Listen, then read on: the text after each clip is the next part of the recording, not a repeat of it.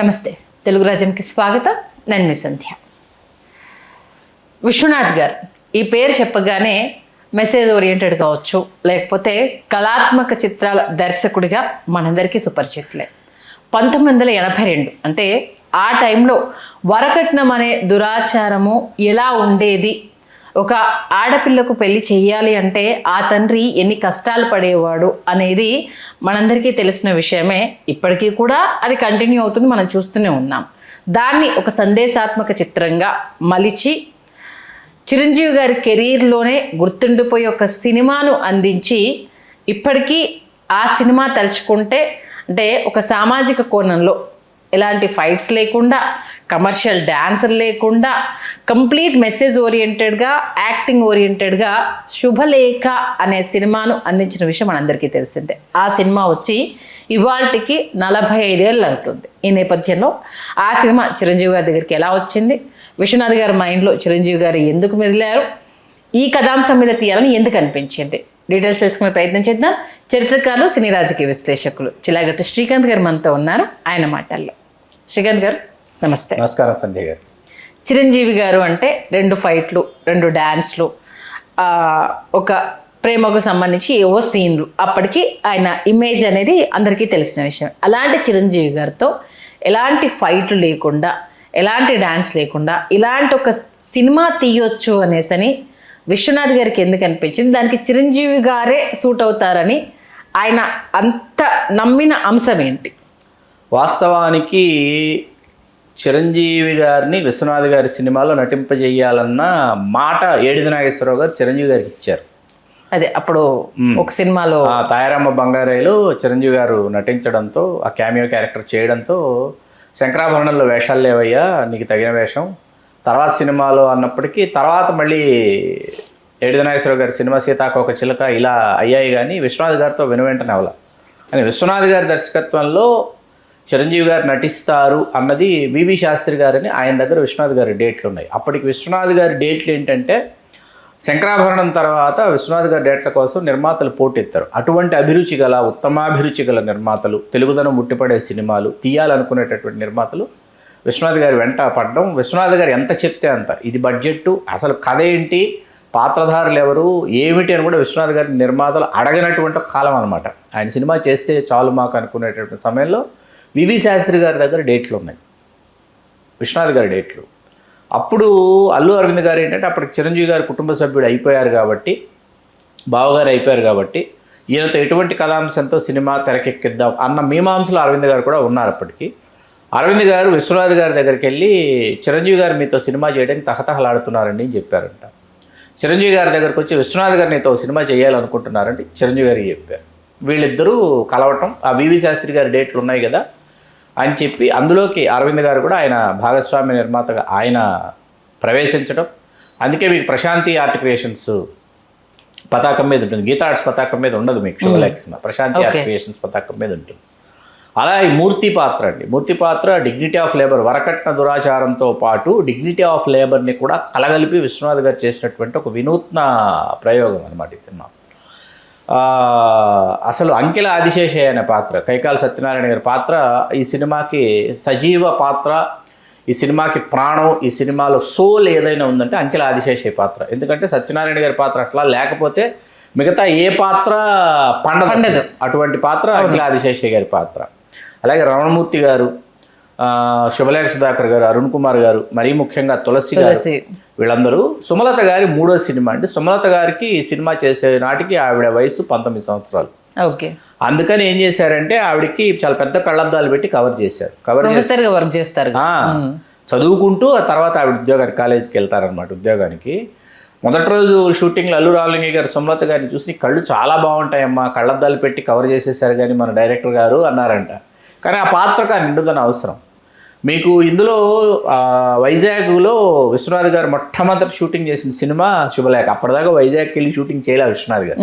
మొదటి సినిమా శుభలేఖ. వైజాగ్ అందాల్ని చాలా గొప్పగా, చాలా అద్భుతంగా ఒడిసి పట్టుకున్న సినిమా చిరంజీవి గారి 40వ సినిమా.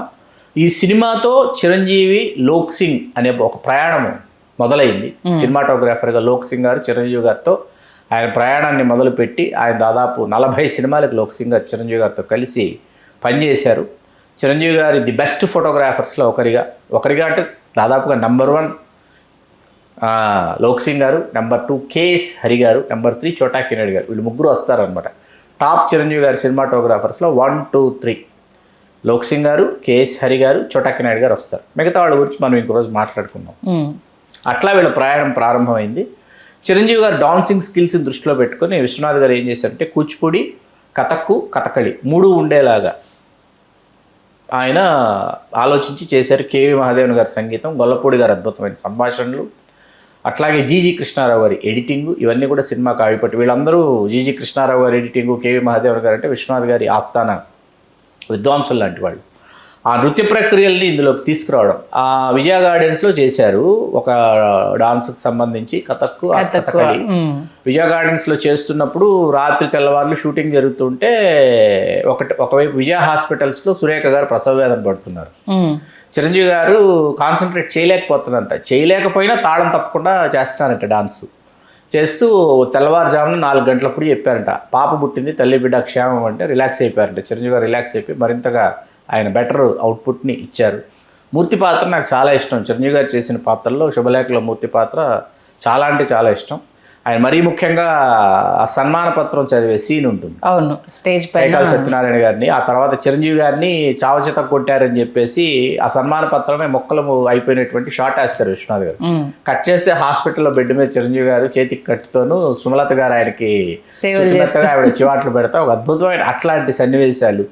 అలాగే కృష్ణ చైతన్య గారు ఒక పాత్ర చేశారు. ఆయన ఆర్టిస్టు, అట్లాగే రైటరు, ఆ తర్వాత వచ్చేసి డైరెక్షన్ డిపార్ట్మెంట్లో పనిచేశారు కృష్ణ చైతన్య గారని. సుమలత గారి లాస్ట్ లో కాదు ఆయన అరుణ్ కుమార్ గారు, ఆయన అల్లు అరవింద్ గారు, కె మురళీమోహన్ రావు గారు. కృష్ణ చైతన్య అంటే తెల్లన గోపయ్య నల్లన అన్న సినిమాలో ఉంటారు. ఆయన జిత్మోహన్ మిత్ర.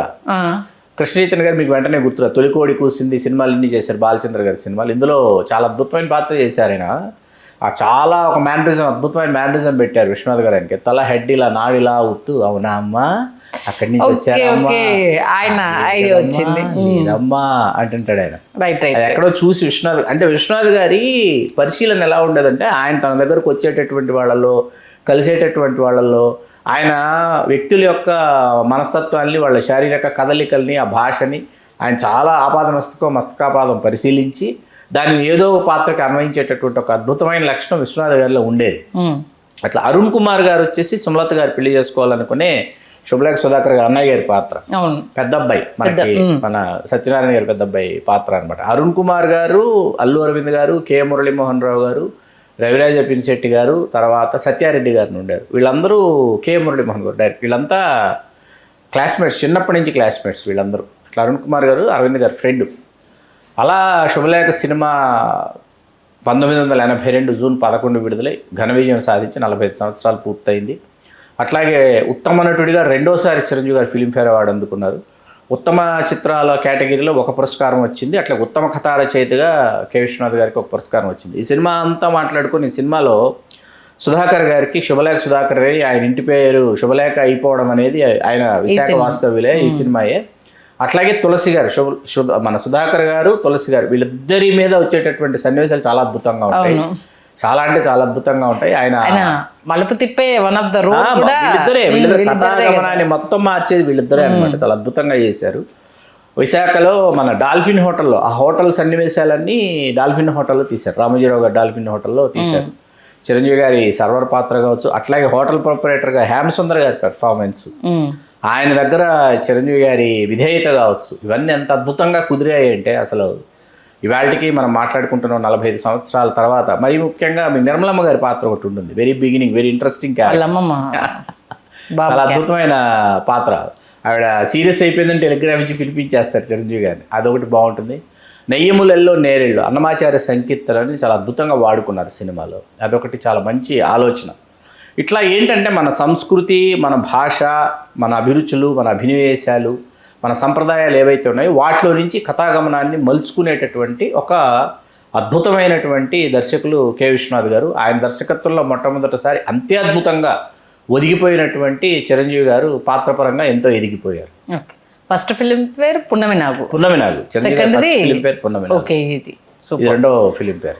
ఎండింగ్ ట్విస్ట్ ఎందుకంటే చిరంజీవి గారు ఆవిడ్ని అత్యున్నతంగా చూడాలి, మన దగ్గర కాదు స్థానం అనేసి అని ఆయన అనుకోవడం, నన్ను ఇంత అద్భుతంగా చూసుకున్న వ్యక్తిని కాకుండా నేను ఇంకెవరినో చేసుకోవడం ఏంటని సుమలత గారు అనుకోవడం, చివరి నిమిషం వరకు ఈయనే పెళ్లి కొడుకు కాబోతున్నాడు అన్న విషయం ఆయనకు తెలియకపోవడము అనేది దాన్ని చూపించిన విధానం చాలా బాగా అనిపిస్తుంది సార్. ఎండింగ్ అంటే మీరు ఎంత పరిశీలించారో తెలియదు కానీ మీకు ఈ సినిమాలో దర్శకుడి యొక్క సునిశిత దృష్టి ఎక్కడ కనిపిస్తుందంటే, ఎక్కడ ఇద్దరు పాటలు ఉన్నప్పటికీ ఇద్దరు స్టెప్స్ వేరు, తర్వాత పొరపాటున కూడా సుమలత గారిని చిరంజీవి గారు ముట్టుకునేటటువంటి సన్నివేశాలు ఎక్కడ ఉండవు, టచ్ అనేది ఉండదు ఇద్దరి మధ్య. అది చాలా కష్టం తీయటం, అసలు హీరో హీరోయిన్స్గా పెట్టుకొని అలా తీసి ఆడిటోరియంని ఒప్పించడం చాలా కష్టం అసలు. ఎందుకంటే నేను ఇంట్రోలో స్టెప్పులు ఫైట్లు లేకుండా చిరంజీవి గారిని చూపించి మెప్పించడం అంటే మామూలు విషయం కాదు. అసలు ఆయనకు చిరంజీవి గారు ఎందుకు మైండ్లోకి వచ్చారు అనేసి అందుకే మిమ్మల్ని అడిగింది నేను. ఇక్కడ ఆయన చూశాక సగటు ఆడియన్స్ ఏ బ్రేక్ డాన్స్ వేస్తాడు, ఈసారి ఏ స్టెప్ను మనకు చూపిస్తాడు. వరుసగా ఏమైందంటే ఇంట్లో రామయ్య, విధిలో కృష్ణయ్య, కిరాయి రౌడీలు, చట్టానికి కళలు వరుసగా 3 సూపర్ డూపర్ హిట్స్. ఈ 3 సూపర్ డూపర్ హిట్స్లో ఇంట్లో రామయ్య, విధిలో కృష్ణయ్య వదిలేస్తే మీకు చట్టానికి కళలు, కిరాయి రౌడీలు ఏంటంటే ఆయన క్లబ్ డాన్సులు వేశారు, విచిత్రమైన గెటప్లు వేశారు, కనీవిరి ఎరుగని సూపర్ ఫైట్లు చేశారు, ఎన్ని చేశారు 2 సినిమాల్లో. ఒక్కసారిగా వచ్చినటువంటి ఈ 2 యాక్షన్ సినిమాలు, యాక్షన్ ఓరియంటెడ్ సినిమాలు తర్వాత వచ్చిన సినిమా శుభలేఖ. ఒక్కసారిగా అదేంటి ఆ చిరంజీవి చిరంజీవి ఒక్కరేనా అనిపించేటటువంటి ఒక వైవిధ్యం చూపించినటువంటి నటుడు చిరంజీవి గారు. మన లాయర్ గెటప్లో అల్లు రామలింగయ్య ఫినిషింగ్ టచ్ ఆయన దగ్గర నుంచి. కైకాల గారి క్యారెక్టర్ అది ఇంకా అసలు అలాంటి ఆర్టిస్ట్ పుట్టరండి. సత్యనారాయణ గారు లాంటి ఆర్టిస్టులు మళ్ళీ మళ్ళీ పుట్టరు. ఎస్వి రంగారావు గారికి టు బీ కంటిన్యూడ్ అండి కైకాల సత్యనారాయణ గారు. చాలామంది ఏంటంటే ఎస్వి రంగారావు గారు లాంటి నటుడిని తీసుకురాలేము, చూడలేము అంటాం. వాస్తవం. ఇంకొక ఎస్వి రంగారావు ఎప్పుడు పుట్టడు, అది సాధ్యం కాదు. అది ఒకసారి జరుగుతుంది. ఒక ఎస్వి రంగారావు గారు, ఒక సావిత్రి గారు, ఒక ఎన్టీఆర్ గారు, ఒక సూర్యకాంతం గారు, ఇవన్నీ ఏంటంటే అవి అప్పటికప్పుడు అలా ఉద్భవించాయి, దాన్ని ఎవరు కాదలేము.